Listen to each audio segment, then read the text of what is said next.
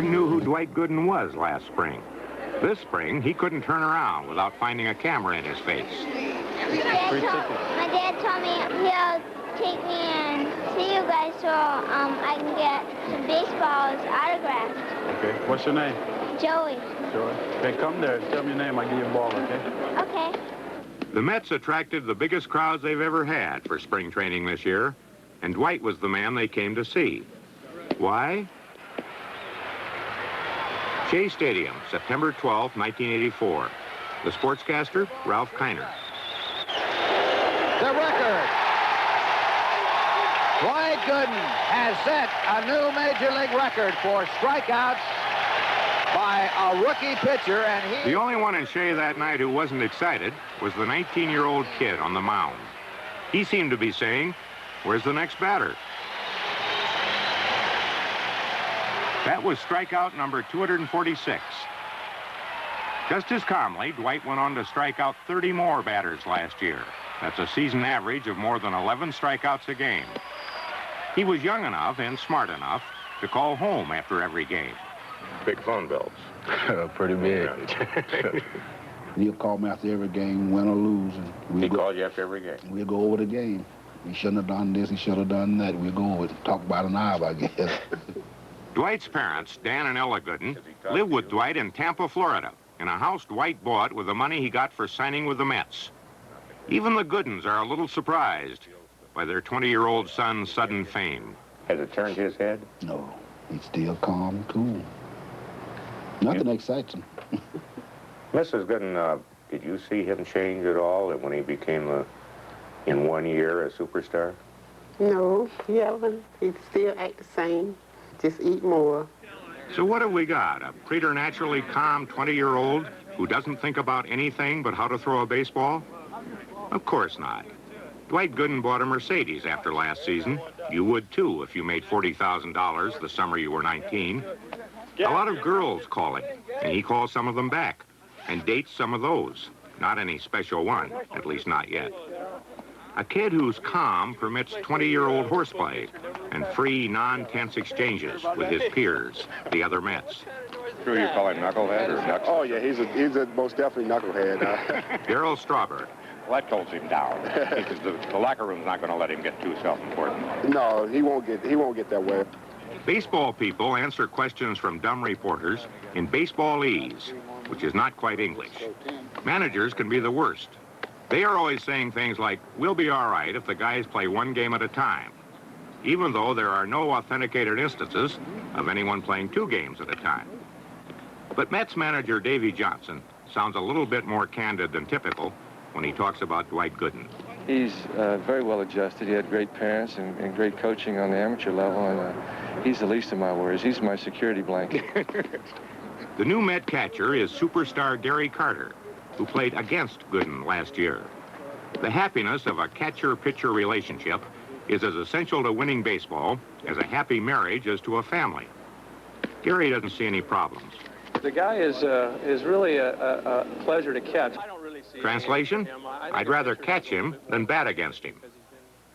Dwight's father is disabled with arthritis. When he was younger, he played and coached in semi-pro baseball. Dwight was 3 years old. When I was coach, I used to take him along with me. The players? Sit him on the bench, yeah. Nice to follow him around, and that's what really got me into the game. Mess around with older players, and they used to throw me the ball on a roller bike, and ever since then I fell in love with baseball. Dwight wanted to be a slugger, but when he was 12, a little league coach lost in history, but obviously touched with genius, put him on the pitcher's mound. I love to throw baseball, and baseball, you know, is something to me, and I love it, and without baseball, I don't know what I'd be doing. Dwight, the pitcher, starred for Hillsborough High in Tampa. The Mets signed him from there in 1982. The pitchers who have always captured the imagination of the fans are the fastball pitchers, the men who can throw the ball right by a batter.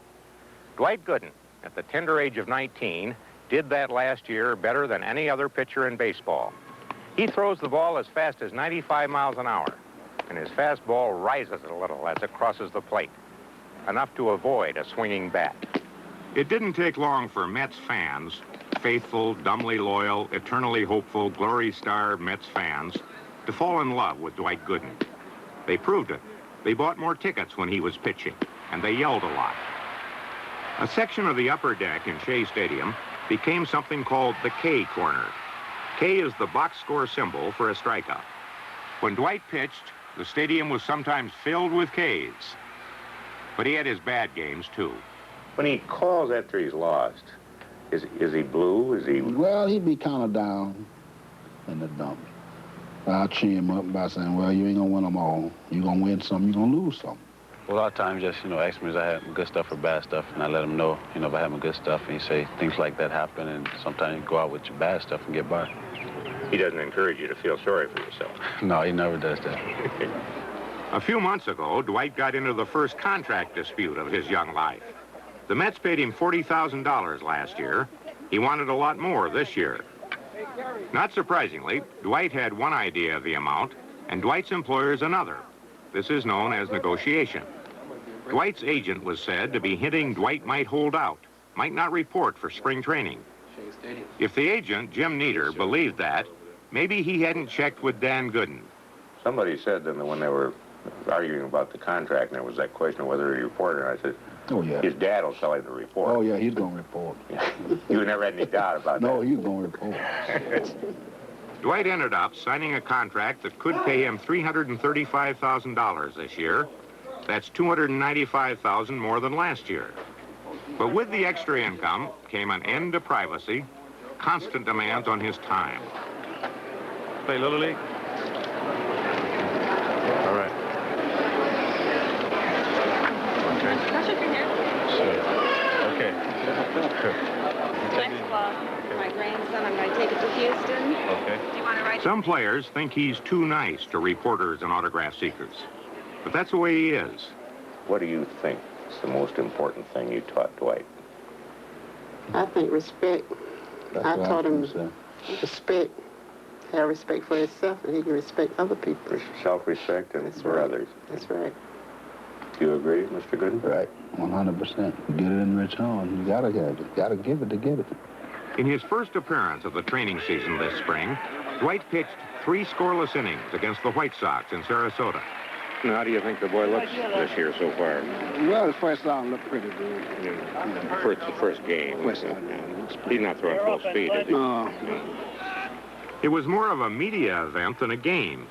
The Mets had to schedule a news conference as soon as Dwight finished his 3 innings. While the game continued, reporters ran to the locker room to get Gooden's comments about 1/3 of a game. How'd you grade yourself today after your first time out? Well, it wasn't bad. It was a lot better than my first game last year. And, this game here, I was more confident and relaxed. Translation? Not so bad. We asked one reporter if it wasn't remarkable to make Gooden more important than the game. He told us, if you want to get some airtime tonight, you'd better have Dwight Gooden. Every spring training season, at least one player is tabbed as the rookie phenomenon of the year. The new Babe Ruth, or Joe DiMaggio, or Tom Seaver. Some of them make it and go on to stardom. But a lot of them fall like rockets. And when they do, people say, sophomore jinx got them. Well, there may be more to the sophomore jinx than superstition. When you're a rookie, nobody asks much of you. If you do well, fine. But then they expect you to do at least that well, maybe better, the next year. That can put a lot of pressure on a kid a couple of years out of high school. Darryl Strawberry found that out last spring. Strawberry was Rookie of the Year in 1983, and he went through the same thing Dwight is going through now. The player has to go out and perform on the field. He can't perform with all the attention focused around him, and he has to make adjustments. And it's kind of hard, especially playing in New York with all the media hype. They really don't give you a chance to take a deep breath and relax a little bit. You were quoted as saying one trouble last year was you weren't having much fun playing baseball. Is that true? You got to have fun? Oh, yeah, you got to have fun playing this game. This is more of a kid's game, and you got to take it with a kid attitude. If you get too serious about it, you don't have fun. Could the same thing happen to Dwight? Will he, too, become a victim of the dreaded sophomore jinx? I just want to go in and learn from the mistakes I made last year and just try to do the same, if not better, that I did in the past season, and not putting the added pressure on myself, and just try to have fun at the same time. Do you talk to him pretty regularly? Yeah. How does he feel about himself? He'll be red opening day. He'll be red opening day. As noted, last Thursday morning, Gooden was 18-3. He still is. But on Thursday afternoon, he stumbled, giving up 5 runs to the Philadelphia Phillies in 5 innings and leaving the game. The word we get is that the Mets will keep him anyhow.